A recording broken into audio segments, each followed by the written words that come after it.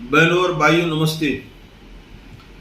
दोस्तों, आज मैं सरकारी कार्यालयों, सरकारी अस्पतालों, राशनिंग कार्यालयों के बारे में जानकारी दूंगा।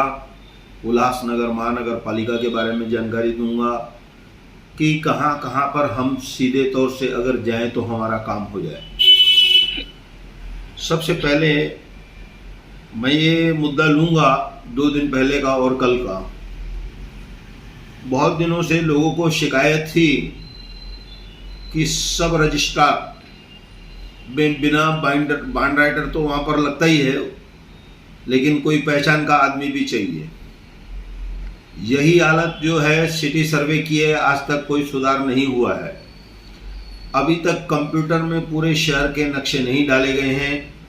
लोगों को सनद चाहिए, उसके लिए धक्के खाते हैं, दलालों के पास जाते हैं, दलालों के काम जल्दी हो जाते हैं।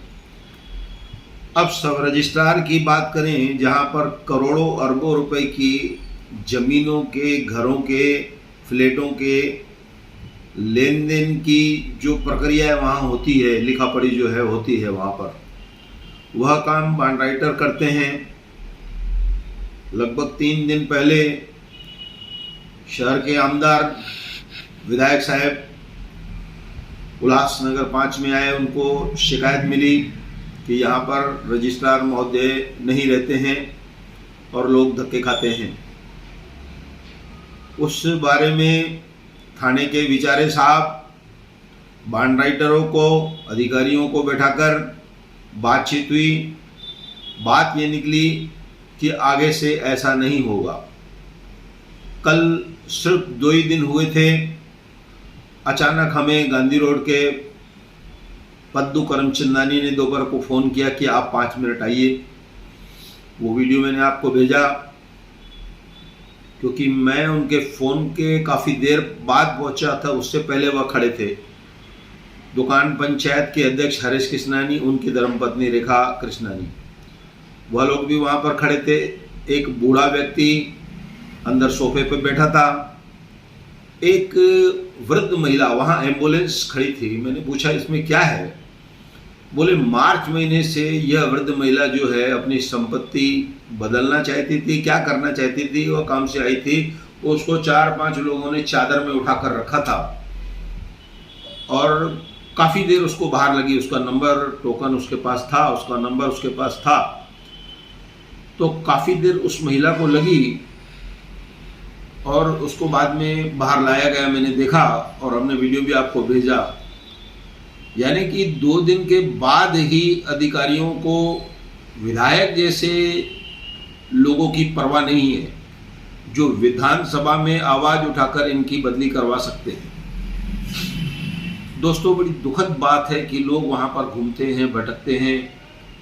मैं जब कार्यालय में गया तो कम से कम 60-70 लोग वहाँ पे खड़े थे। सुबह से और लोग होंगे कि इनका काम हो रहा था, कुछ बैठे थे अपने नंबर का इंतजार करने में।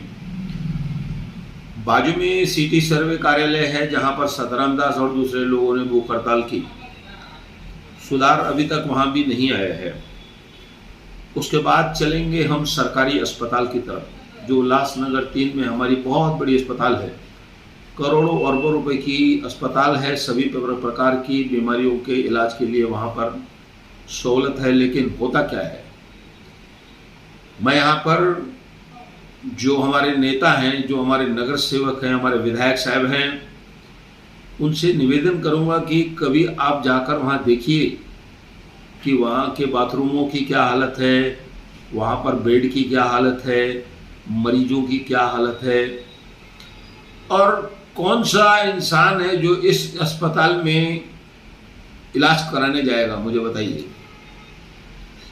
पिछले 1 साल पहले लगभग मैं किसी के साथ सेंट्रल अस्पताल में गया।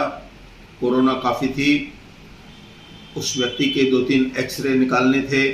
जो मुख्य एक्सरे था वह निकाला ही नहीं गया था, जिसकी हड्डी टूटी हुई थी। इतनी धांधली चलती है। उसके साथ मारपीट हुई थी। वह जो हड्डी टूटी थी उसका एक्सरे ही नहीं निकाला गया। बाद में जब प्राइवेट से उसका एक्सरे निकाला गया तब वह व्यक्ति केम हॉस्पिटल में गया। यानी कि इनके पास कुछ नहीं है। फिर हमारे पास एक व्यक्ति आता है, उसकी पत्नी गर्भवती थी, गरीब आदमी है। सेंट्रल अस्पताल के अधिकारियों ने, नर्सों ने उसको कह दिया कि हमारी एक्सरे मशीन बंद है, सोनोग्राफी मशीन बंद है, आप सोनोग्राफी बाहर से करवा के लाइए और कलर एक्सरे चाहिए उनको, सोनोग्राफी जो है कलर चाहिए। तो ये एक तरह से धांधली है। क्यों उसको, गरीब को कहाँ से वह पैसे लाएगा कि एक सोनोग्राफी जो है कलर वाली लेके आएगा। अब सबसे बड़ी महत्वपूर्ण बात, जहाँ पर हमारे शहर के 80 नुमाइंदे नगर सेवक महानगर पालिका में बैठते हैं, अगर नगर सेवकों के पास हम नहीं जाए तो हमारा काम कौन सा सीधा होने वाला है। छोटा सा छोटा काम हमारा नहीं होने वाला है, होगा ही नहीं वह काम। नगर सेवकों को कहना पड़ता है, उसकी मेहरबानी उठानी पड़ती है। दोस्तों, एक चीज मैं जरूर कहूँगा कि जब कोरोना काल था तो उल्लासनगर 4 की जो सेंट्रल हॉस्पिटल है, सरकारी अस्पताल, वहाँ की नर्सों ने बहुत सारा लोगों की सेवा की, बहुत सारी सेवा की, डॉक्टरों ने सेवा की। वहाँ पर अच्छे से अच्छा खाना दिया जाता था और आखिरी में उल्लासनगर 4 की इस शासकीय अस्पताल को हमारे गवर्नर साहब, राज्यपाल साहब ने सम्मानित किया। दोस्तों, जो अच्छी बात है वह मैं ज़रूर कहूँगा, शहर में जगह जगह पर सरकारी अस्पतालों के केंद्र है, क्या लोग जाते हैं वहाँ पर। अभी 4 दिन पहले एक 3-4 साल की बच्ची पर कुत्ते ने हमला कर दिया। शासन ने नियम बनाया है कुत्ते को मारना नहीं है, मत मारो, लेकिन उसको कहीं न कहीं आप रखो। एक जानवर जिसकी हम परवाह करते हैं, होनी चाहिए परवाह, मैं उसके विरुद्ध नहीं हूँ, लेकिन एक बच्ची जिस पर कुत्ता हमला कर देता है, आपके पास उसके लिए कोई सहूलत नहीं। उसको 6 घंटे तक सुई न मिली। उसने बताया कि सरकारी अस्पताल में सुई नहीं थी। ये सब जो बातें हैं, बड़ी बातें हैं। तो हम लोग जब कभी भी कहीं भी सरकारी कार्यालयों में जाते हैं तो हमको दलालों का, बॉन्ड राइटरों का या किसी न किसी पहचान धारक का एक उसको ले जाना पड़ता है कि वो हमारा काम हो। दोस्तों, कई कई दिन उनको घुमाया जाता है। कल हरीश कृष्णानी ने बताया कि मुझे कम से कम 4-5 बार रजिस्ट्रार ऑफिस में आना पड़ा है। पद्दू करमचंदानी ने वो हालत बताई। सबसे ज़्यादा दुख हुआ मुझे एक 100 साल की वृद्ध जिसको चादर में उठाकर लाया। दोस्तों, कभी कभी आंखें नम हो जाती है इन सब चीज़ों को देखकर कि हमारे शहर की हालत क्या है। और अगर आपको कोई बड़ा नेता मिल जाएगा तो वह सिर्फ अपने तारीफ करेगा, अपने तारीफों की पुल करेगा, मैं ऐसा कर दूंगा, मैं ऐसा कर दूंगा। 50 साल से तो मैं भी देख रहा हूं कि इस शहर में हुआ क्या।